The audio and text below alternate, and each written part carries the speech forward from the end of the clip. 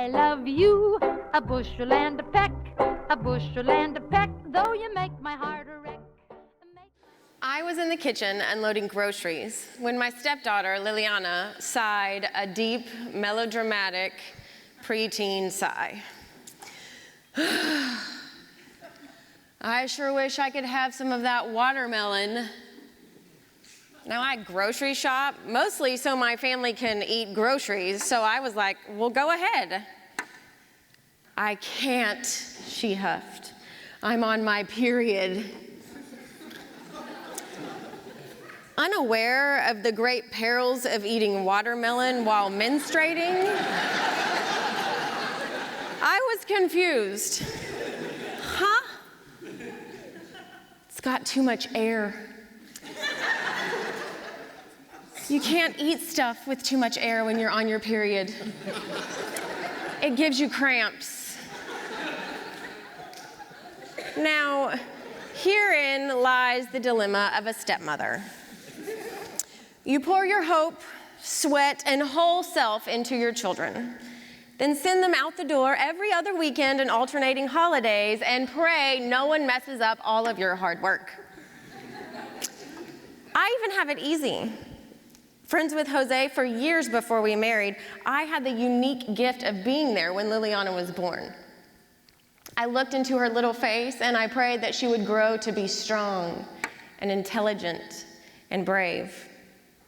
She was only 2 when we got married and spun in circles at our feet the entire ceremony, lifting her fluffy dress above her head.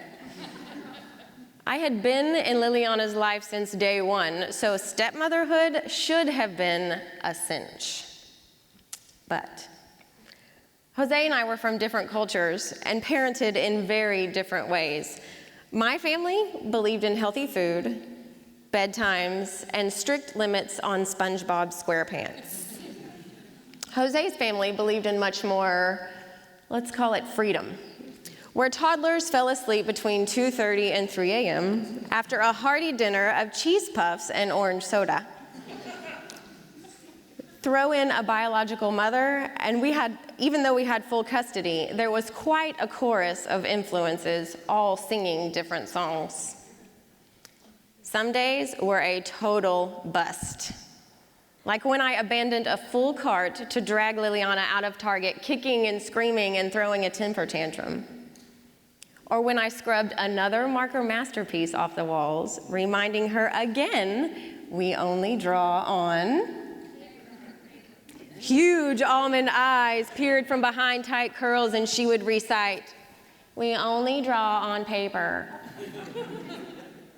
But there were sweet times too.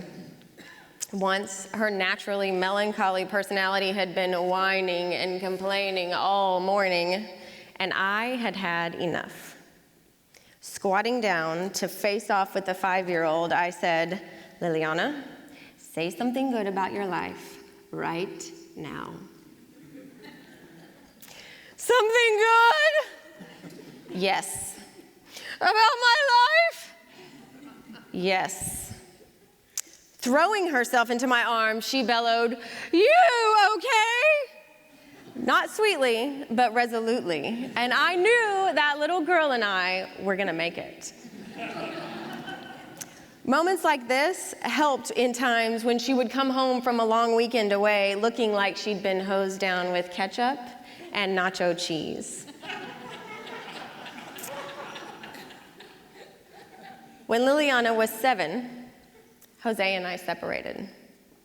My role as her mother became fuzzy, and for a few years, I saw her very little. It was awful. I felt helpless, and I knew that my job as her mother was not finished. But one day, Jose called to ask if I could have the period talk. Womanhood would be the thing that brought Liliana and I back together, and like a mama bear, I snapped into action. Any early period education I remember receiving came from my big sister in the bathroom of a Denny's. But I don't like Denny's, so we went to North Park. Driving down Mockingbird, all motherly wisdom balled into this one moment. I dove in. God made you with everything you need inside to grow up and become a mommy. After you get married, when you're at least 30 and have established yourself in a lucrative career. But until then, your body will begin to practice making a little nest every month so that one day a baby can grow there. If you want to have kids, but you totally don't have to. Anyway, a baby won't grow in your nest for a very long time unless you want your father to go to jail. So, right now, your body will flush these practice nests every month and start over. Are you talking about blood? Gross! But a few days later, she called. That nest thing happened to me. And then it was time for bra shopping. I gushed about how changes to your body are natural and normal, and don't you just love your body for knowing exactly when to change and how? I don't love my body. The air sucked out of that tiny dressing room. I looked into my daughter's face as a few heavy tears threatened to betray her. I know I'm fat, she whispered. We were in that sacred moment when a young woman has to figure out how to love herself in the face of everyone and everything that says she shouldn't. You're not fat, honey. We could get you stronger and healthier. Would you like that? With one nod of her head, we marched out of that dressing room and called Daddy. He agreed it was time for a change and was relieved to not have to tackle bras and periods all on his own. And Liliana moved back in with me. As we began grocery shopping for bright, healthy foods and cooking together, the kitchen became the place where we worked things out. Will my dyslexia hurt me? No, honey, you can't feel dyslexia. Why did you and Daddy separate? Let's talk about that later when your dad is here. Did you know that Grandma doesn't like you?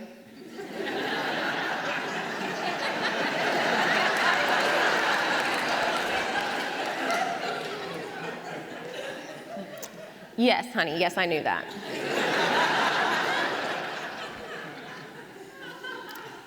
And then there was the watermelon thing.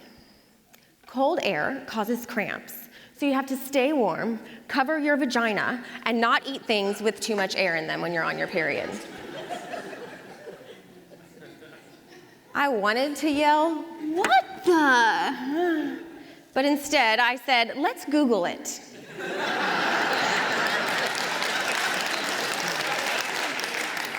How did my poor mother even raise us before Google? After reading that watermelon has such a high concentration of water, it actually helps diminish menstrual cramps, I said, "What do you think?" Liliana grinned. "I think I want some of that watermelon." I realized something.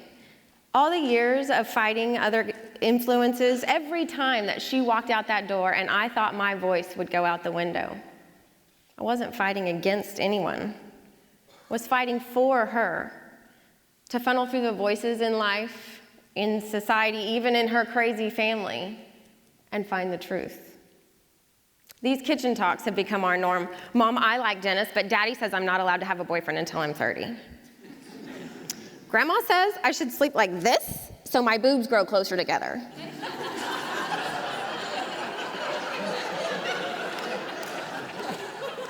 Is that true?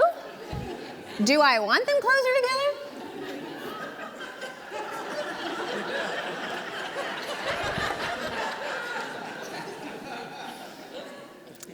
Then, looking up cautiously from chopping romaine lettuce one night, it was this one. Eliza from 5th grade says I need to shave my legs because they're gross. And I wanted to say, well, you tell Eliza to, but I didn't. Instead, I asked, well, do your legs bother you? She thought. Is it true that once you start shaving, you have to shave for the rest of your life? Well, you never have to shave. But once you start, I guess most girls pretty much always do. Liliana wrinkled her face. That's too much trouble. I can barely remember deodorant. I'm not ready for that. It's true. And